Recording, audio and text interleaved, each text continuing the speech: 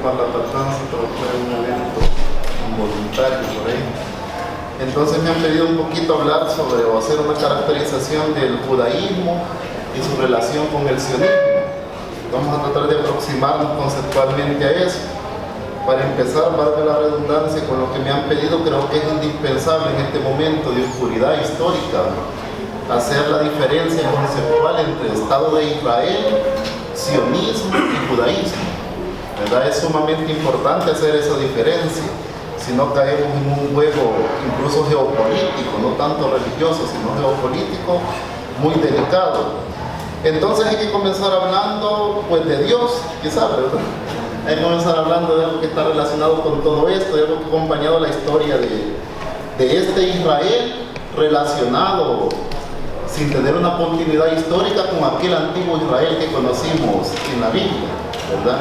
Hay una continuidad quizás religiosa, ¿verdad? En términos de religión, de deseo de acercamiento con Dios, o incluso cultural, pero no hay una continuación histórica entre aquel Israel y este Israel que conocemos ahora, ¿verdad? También hay que partir de ese hecho, que no es un evento continuo.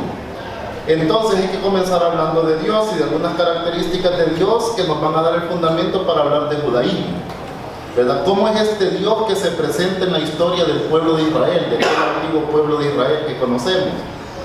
Pues ese Dios tiene algunas características. Para empezar, en la Biblia, concretamente en lo que la tradición más cristiana conoce como el Antiguo Testamento o los libros sagrados del judaísmo, ese Dios tiene la característica de ser compasivo, misericordioso, apasionado y justo, ¿verdad? Características que son muy diferentes al Dios que conocemos del cristianismo ya entrada en la Edad Media, ¿verdad? Un Dios encerrado en sí mismo, un Dios implacable, un Dios que se mira solo a sí mismo, ¿verdad? Y alejado de la humanidad.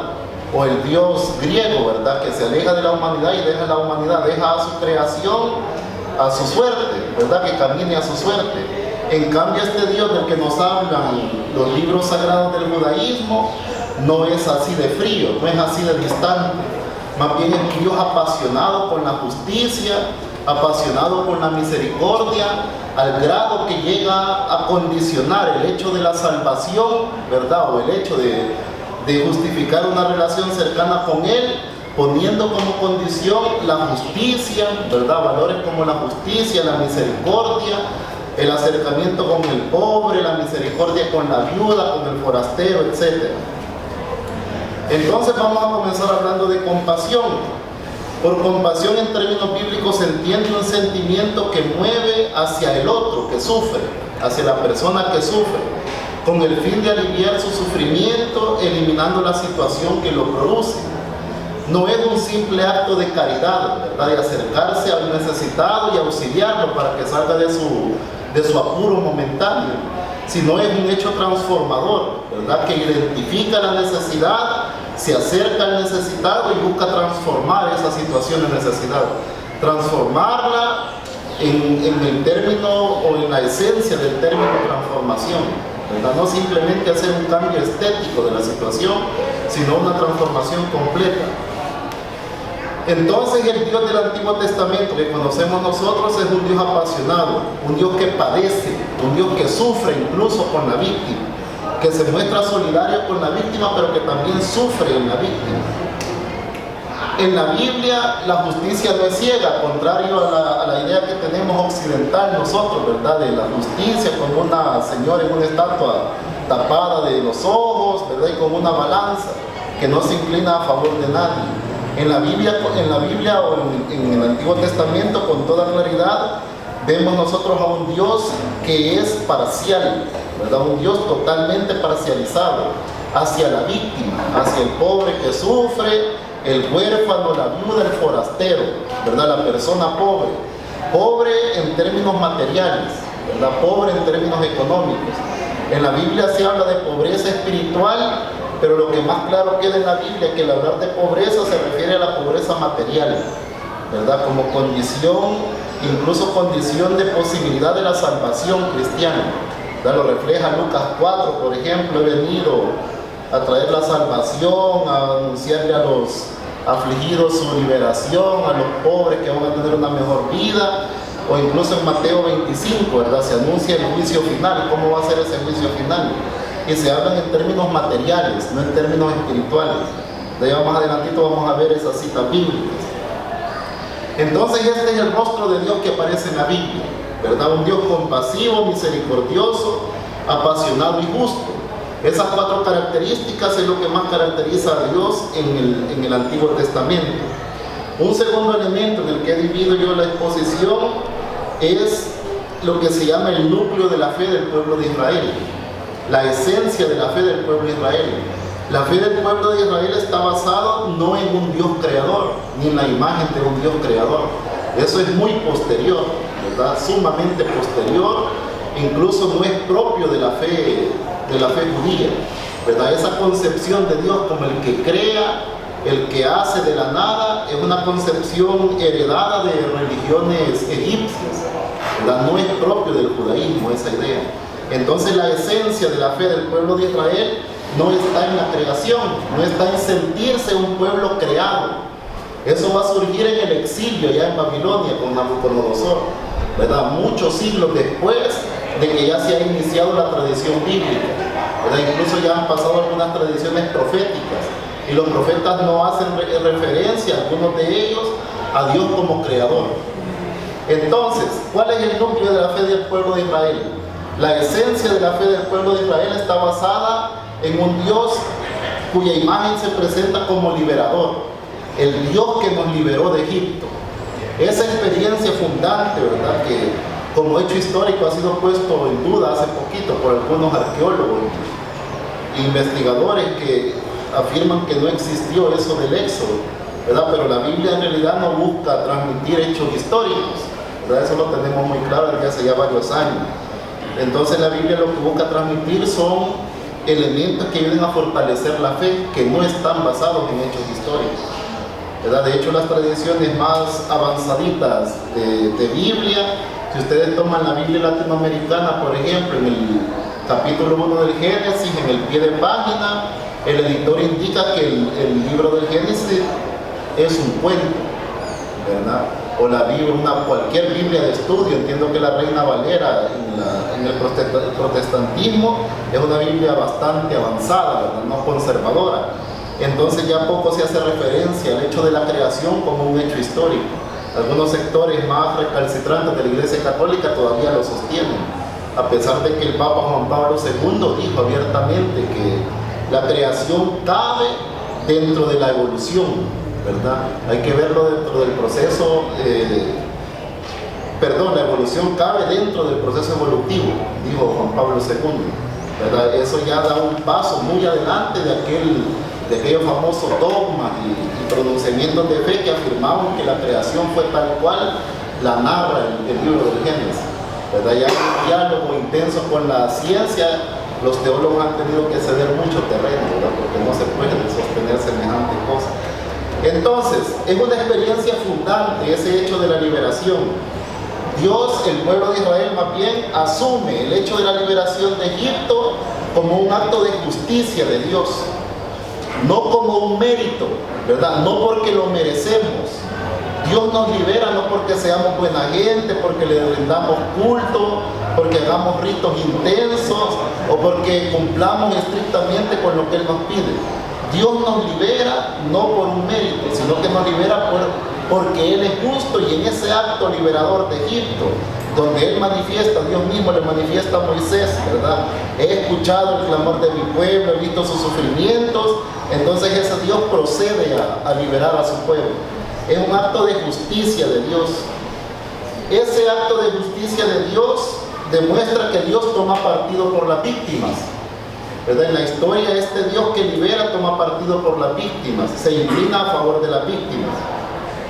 Además, este relato de la liberación de Egipto tiene una estructura que se va a ir repitiendo en muchos otros relatos de liberación en la Biblia, o incluso en relatos de vocación proféticos, como la vocación del profeta Jeremías, ¿verdad? O el profeta Isaías.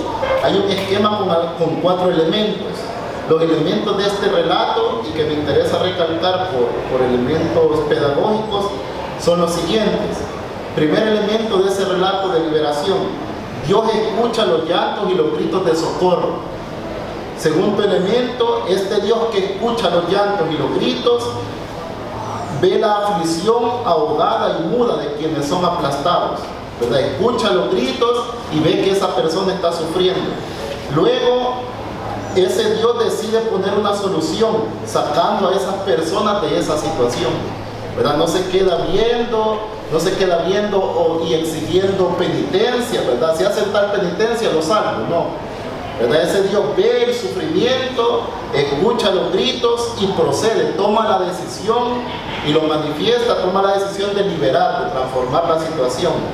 Y un último elemento, el cuarto elemento de este esquema, es que ese Dios que ha decidido transformar esa situación envía a un personaje para que se ponga en marcha él junto a la persona que necesita la liberación. No es un acto mágico de que la persona que necesita liberación se queda quieta y hay una acción que lo salva, sino que todos los relatos de liberación, o por lo menos la gran mayoría de relatos bíblicos de liberación, Dios toma la decisión de salvar, envía a una persona que ayuda a la transformación de la situación, pero también la persona víctima tiene que poner de su parte, ¿verdad? Se pone en marcha, se pone en acción.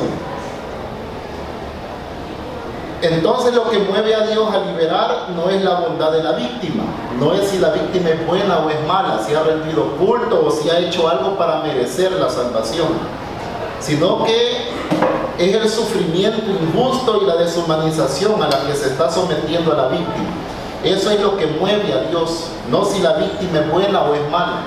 Por lo tanto, seguimos con esa línea de que la salvación no es un mérito, ¿verdad? La salvación en la historia, no la salvación al final de la vida, sino en la historia, es una salvación que se produce al ver el sufrimiento injusto y la deshumanización a la que...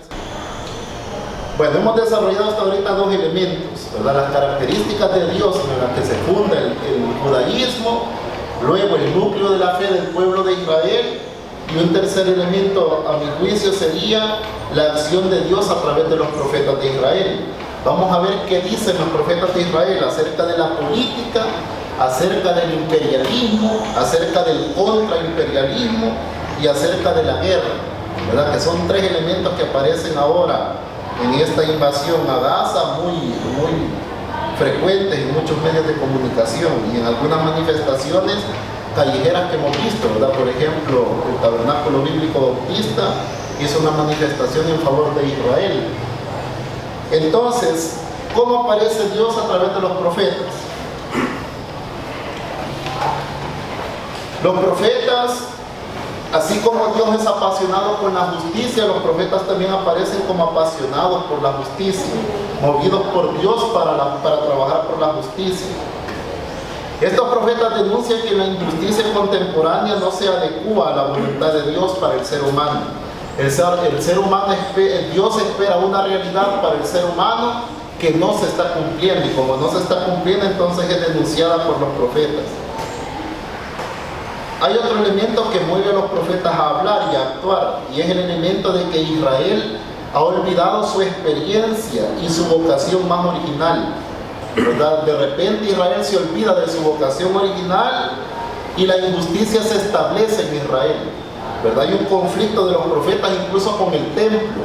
Va a aparecer un profeta Amós que se va a parar a la puerta del templo el día del culto y les comienza a gritar, muy molesto a los israelitas, ¿verdad? Hagan culto, está bien, ¿verdad? Vayan al culto todos los días, hagan sacrificio, hagan todo lo que les pide la ley. Eso es lo que les gusta a ustedes, israelitas, les dice. A Dios le gusta otra cosa, ¿verdad? Entonces los profetas van a entrar en conflicto con esta injusticia que se ha ido estructurando en Israel a partir del olvido de la vocación original. Y esa injusticia se manifiesta en algunos elementos. En la corrupción de la administración de justicia, incluso el profeta Amós va a hablar de que los jueces tuercen el derecho en Israel, ¿verdad? Esa figura de torcer lo que está derecho es muy importante. El soborno de los jueces, el enriquecimiento a costa de los pobres, Los pobres son arruinados económicamente y son obligados a vender sus tierras y a esclavizarse. Pero como no tienen forma de subsistir, tienen que hacer eso. Además, los profetas se van a manifestar contra el imperialismo económico, los excesivos impuestos contra el pueblo, etc. Un elemento que va a aparecer en los profetas es el enojo de Dios y que también va a aparecer en el sionismo, ¿verdad? El enojo de Dios. ¿Cómo hablan los profetas del enojo de Dios? Cuando los profetas hablan del enojo de Dios, lo enmarcan en el contexto de un Dios apasionado por la justicia, por la verdad y por la paz. Cuando el marco de la justicia, de la verdad y de la paz se rompe, este Dios aparece enfurecido, ¿verdad? Este Dios no se enoja de la nada, sino que aparece enfurecido en torno a una justicia, a una paz y a una verdad rota por el poder, ¿verdad? Ya sea por el poder económico, por el poder religioso o por el poder militar. Entonces, en ese marco van a hablar los profetas del enojo de Dios. Dios se enoja con el pueblo. Tan severo va a ser y tan drástico van a ser los profetas en algunas ocasiones que van a justificar el imperialismo contra Israel. Van a ver los profetas en los reyes de los reinos poderosos que invaden a Israel, van a ver la acción de Dios en ellos, en ese imperialismo, ¿verdad? Es difícil justificar eso, ¿verdad? Pero así lo hacen los profetas. No condenan o no hacen un juicio moral de la invasión que Israel sufre, sino que dicen, a través de esa invasión, de eso que está sufriendo ahorita el pueblo de Israel, está pagando su divorcio con Dios, ¿verdad? Dios lo está castigando y como se ha alejado de Dios y se ha olvidado de la justicia, se ha olvidado de la paz al interior, ¿verdad? Entonces Dios lo está castigando. Un mensaje importante que podemos sacar de ahí es que los profetas en realidad lo que quieren decir con eso es que un país pequeño, al ser invadido por un país grande o por los valores de un país grande, o ahora en nuestro tiempo podemos hablar de transnacionales invadiendo, ¿verdad? Culturalmente, religiosamente, políticamente y económicamente. El profeta lo que quiere decir es que como has roto tu marco, lo que te fortalece como pueblo, ¿verdad? Eso que te fortalece como pueblo de Dios, que es la ley de Dios, que te lleva a luchar por la justicia, por la paz y por la verdad, como has roto ese marco social y cultural, ahora está débil, ¿verdad? Y te hace débil frente a la invasión de un imperio. Bueno, un cuarto elemento que yo quiero introducir es el imperialismo y el contraimperialismo en la tradición judía y concretamente en la tradición profética. Hay que decir que Israel nació y vivió siempre hasta desaparecer, ¿verdad? Hasta desaparecer por las mismas invasiones imperialistas. Israel terminó dividiéndose en dos reinos, el reino del norte llamado Israel y el reino del sur llamado Judá. El reino del norte, fortalecido desde el rey David y con su herencia en Salomón, comenzó a ser un reino muy centralista, ¿verdad? Y muy citadino, cosa que molestó a los campesinos del sur, y los campesinos del sur terminaron rebelándose en contra del reino del norte, que era centralista, ¿verdad? Y formaron su propio reino, el reino de Judá. Entonces estos dos reinos, primero desaparece el reino del norte y por fin a manos de la invasión siria desaparece el reino del sur. Y Israel como tal no vuelve a existir, ¿verdad? Como tal, históricamente lo conocemos, ese Israel no vuelve a existir. Ahora lo que existe es algo que se llama Israel, pero es totalmente otra cosa. Es una creación de la ONU, ¿verdad? Creación de la ONU en contra de Palestina, afectando el territorio palestino, ¿verdad? La decisión se tomó pensando que era un territorio baldío para un pueblo sin territorio, ¿verdad? Cuando ya habían personas habitando ese territorio. Entonces, el rey David es el único rey imperialista en Israel. Es el único que se le achaca ser imperialista y tener acciones imperialistas en Israel, ¿verdad? Llegó a doblegar militarmente algunos reinos pequeños que vivían alrededor de Israel y los sometió a través del pago de impuestos, ¿verdad? Los tuvo sometidos durante largo tiempo, pero luego sus herederos ya no volvieron a tener prácticas de carácter imperialista. Israel sí, toda su historia sufrió ataques imperialistas. El rey Salomón, a pesar de haber empleado trabajo forzoso en la construcción y a pesar de haber montado un gran aparato militar, vivió en paz con sus vecinos, no fue agresivo con ellos. Las invasiones que sufrió Israel son interpretadas por los profetas como castigo por la infidelidad a Yahvé, aunque también Dios castiga a otras naciones por sus inequidades con Israel. Por ejemplo, el rey Amós es el que más insiste en atacar al imperialismo exterior, y a ver a Israel como víctima del imperialismo, pero también en algunos momentos el profeta Amós entiende a Israel como el que ha provocado esas invasiones. Ante la infidelidad con Dios, Dios castiga a Israel utilizando a emperadores vecinos para castigar. La infidelidad y la injusticia social agravan la vulnerabilidad ante la agresión. Los profetas consideran a los reyes invasores como instrumentos en manos de Yahvé. Dios mismo pelea contra Israel y contra Judá por sus atrocidades. En esto va a insistir el profeta Jeremías, el libro de las Lamentaciones y el profeta Ezequiel. Dios no solo usa a imperadores vecinos, sino que además actúa. Él mismo entra en batalla contra Israel y contra Judá.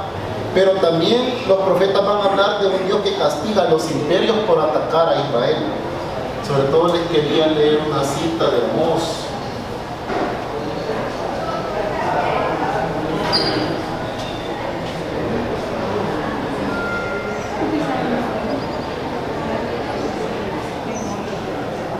En el libro de Amós, en el capítulo 1, habla en contra de las invasiones hacia Israel. Solo les leo una porción del texto. Dice: ruge Yahvé desde Sión, desde Jerusalén hace oír su voz. Se marchitan los pastos de los pastores y se secan las cumbres del Carmelo. Así dice Yahvé: mi sentencia en contra de Damasco por sus muchos crímenes serán sin apelación, porque machacaron a los israelitas de Galaad como se trilla el trigo. Yo prenderé fuego a la casa de Hazael y se incendiarán los palacios de Ben-Ahad. Romperé la fortaleza de Damasco, arrancaré de Bicat-Aben a todos sus pobladores y de Bet-Edel al que empuña del cetro, y el pueblo de Aram irá cautivo a Kir, dice Yahvé. Esa es solo alguna cita. En las citas que sí me quiero detener en el último elemento de mi presentación, que yo lo he titulado ¿qué es lo propio del judaísmo? El quinto elemento. Entonces ahí sí voy a hacer uso de alguna cita bíblica. ¿Qué es lo propio del judaísmo? Pues todo esto comienza en el libro del Éxodo, en el capítulo 6, versículo del 6 al 8. Dice: por tanto, di a los hijos de Israel: yo soy el Señor, y os sacaré de debajo de las cargas de los egipcios, y os libraré de la esclavitud, y os redimiré con brazo extendido y con juicios grandes. Y os tomaré por pueblo mío, y yo seré vuestro Dios, y sabréis que yo soy el Señor, vuestro Dios, que os sacó de debajo de las cargas de los egipcios, y os traeré a la tierra que juré dar a Abraham, a Isaac y a Jacob, y os la daré por heredad. Yo soy el Señor. La tomé en internet, decía Biblia latinoamericana, pero es justo un español que no es nada latinoamericano. Luego Éxodo 3, 16, 17 dice: ve y reúne a los jefes de Israel y les dirás: Yahvé, el Dios de sus padres, se me apareció. El Dios de Abraham, Isaac y Jacob me ha dicho: ahora voy a pedir cuentas por todo lo que a ustedes les está pasando en Egipto. He decidido sacarlos de esta opresión en Egipto y trasladarlos a una tierra que emana leche y miel, al país de los cananeos, de los heteos y de los amorreos, los fereceos, los jebeos y los jebuseos. Es necesario recalcar que los profetas siempre insisten en el respeto y la misericordia hacia el forastero, ¿verdad? No en levantar muros para separar a un país de otro, ¿verdad? Sino insisten mucho en la hospitalidad del pueblo de Israel. Israel demuestra que es el pueblo elegido. Como dije al principio, la elección de Dios por ese pueblo no es un mérito que nos hace superiores a los demás, ni es una tarea que ya indica la culminación de un estado de vida. Más bien es un reto, un desafío a ser misericordiosos y compasivos, así como Dios fue misericordioso y compasivo con nosotros cuando estábamos en Egipto. Aquí está la cita del profeta Amós que les mencionaba hace ratitos, del capítulo 4, del versículos 4 al 5. Dice: vayan al santuario de Betel para pecar, vayan al de Gilgal y pequen más todavía. El profeta nos llama a ir al santuario a pecar, no a rendir culto. Presenten sus sacrificios cada mañana y también los diezmos a los 3 días. Quemen para dar gracias, panes sin levadura, y anuncien a los 4 vientos sus ofrendas voluntarias. Pues eso les gusta a ustedes, hijos de Israel, dice el Señor. A Dios le gustan otras cosas. ¿Y qué cosas son las que le gustan a Dios? Pues eso nos lo aclara el profeta Isaías en el capítulo 58. Dice: grita con fuerza y sin miedo, levanta tu voz como trompeta y denuncia a mi pueblo sus maldades y sus pecados a la familia de Jacob. Según dicen, me andan buscando día a día y se esfuerzan por conocer mis caminos, como una nación que practica la justicia y no descuida las órdenes de su Dios. Vienen a preguntarme cuáles son sus obligaciones y desean la amistad de Dios. Y se quejan, diciendo: ¿por qué ayunamos si tú no lo ves? Nos humillamos y tú no lo tomas en cuenta. Porque en los días de ayuno ustedes se dedican a negocios y obligan a trabajar a sus obreros. Ustedes ayunan entre peleas y contiendas y golpean con maldad. No es con esta clase de ayuno que lograrán que se escuchen sus voces allá arriba. ¿Cómo debe ser el ayuno que me gusta? O el día que el hombre se humilla.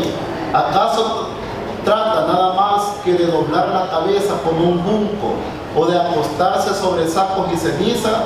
A eso llaman ayuno y día agradable a Yahvé. ¿No saben cuál es el ayuno que me agrada? Romper las cadenas injustas, desatar las amarras del yugo, dejar libre a los oprimidos y romper toda clase de yugo. Compartirás tu pan con el hambriento, los pobres sin techo entrarán a tu casa. Vestirás al que vive desnudo y no volverás la espalda a tu hermano. Bueno, son algunos de los elementos que nos sirven para hacer una crítica al sionismo. Y sobre todo crece en algunos sectores del cristianismo un sionismo cristiano, ¿verdad? No solo es propio del judaísmo esto. Hay en el cristianismo, por ejemplo, las iglesias de Tobi son básicamente y fundamentalmente sionistas, ¿verdad? En el catolicismo hay algunos sectores sumamente conservadores que también tienen mucho rasgos de sionismo. Entonces, para hacer una conclusión sobre esto, y ojalá con su comentario podamos sacar elementos que se nos han quedado. A modo de conclusión, el núcleo de la fe del judaísmo no consiste en un Dios creador que eligió a un pueblo. El núcleo de la fe del judaísmo consiste en asumir como un acto de justicia por parte de Dios la liberación de su pueblo de la opresión de Egipto. Esa experiencia liberadora en forma de acto de justicia no tiene relación con una vocación nacionalista o de supremacía sobre las demás naciones. Es una exigencia que llama a establecer una nación en la que reine la justicia, la igualdad, la verdad y por consiguiente la fraternidad, ¿verdad? Entonces el sionismo no tiene cabida en el judaísmo, podríamos concluir. Pero el sionismo, de hecho su fundador, ¿verdad? Un señor de apellido Herz, o como se pronuncia, en sus orígenes quiso desvincularse del tema religioso, ¿verdad? Él no quiso que el sionismo fuera un elemento religioso, quiso que fuera un movimiento laico. Ya al final de su vida, a través de unas experiencias de asesinatos muy cercanas a él, parece que tomó otra decisión, pero al menos en su origen él no quiso que el sionismo tuviera relación con elementos religiosos. Entonces ahí concluyo mi participación. No sé. La gusta por allá para lo ver. Si tienen alguna pregunta ahorita para Benjamín.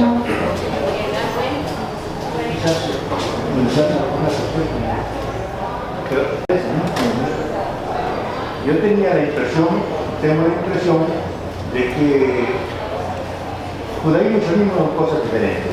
Y judaísmo y el Estado de Israel es otra cosa diferente también. El judaísmo es la religión, Israel es el Estado que hoy quieren hacer como nacional. Y cuando hablamos de la religión, yo veo una cierta cuestión ahí, por ejemplo, el Antiguo Testamento, sea en el Corán, en la Torah o en la Biblia, es una cuestión que habla de compasión, piedad y cuestiones por el estilo. Pero yo me recuerdo que lo que nos enseñaban a nosotros cuando pequeños también no había tanto de compasión. El ojo por ojo, diente por diente, estaba presente en la religión católica. ¿No?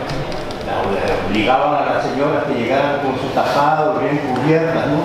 Como ahorita se hace en los países musulmanes. O aquí, incluso hoy las hermanas se van también con su velo, ¿no? Eso.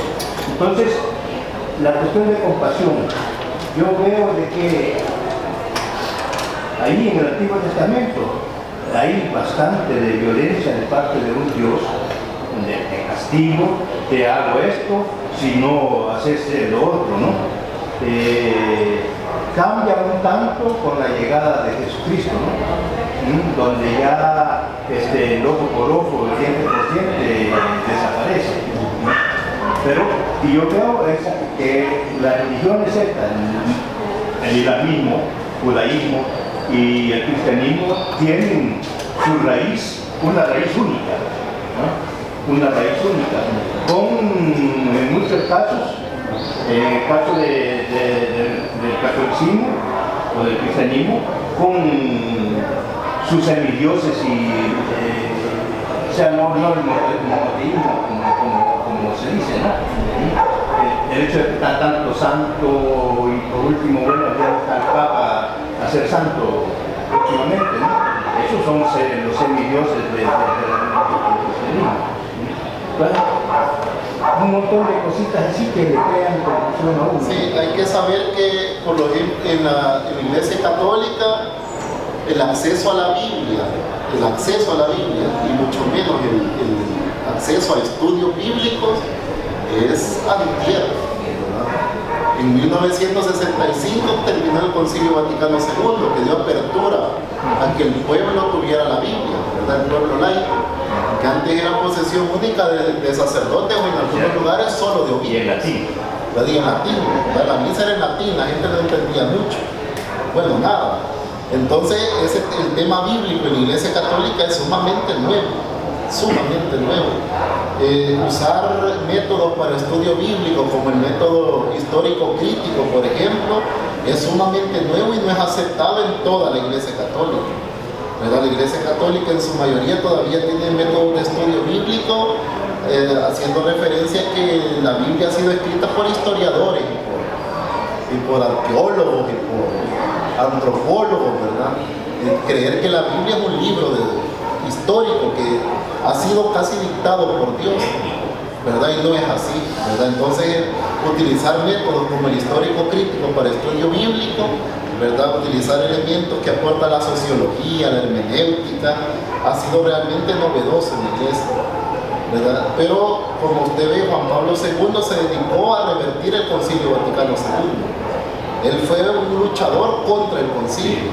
Entonces, a pesar de que el concilio dio avances en teoría, pero Juan Pablo II eligió obispos a su medida. Y estos mismos obispos en sus diócesis a la vez promovieron retrocesos importantes contra el Concilio Vaticano II. Para empezar, por el estudio bíblico, que en la Iglesia Católica es en relación al Concilio Vaticano II, el estudio bíblico es lo que menos ha avanzado la Iglesia Católica. En eso lleva mucha ventaja el mundo protestante, ¿verdad? Pero ya no quito más para el principio fuerte.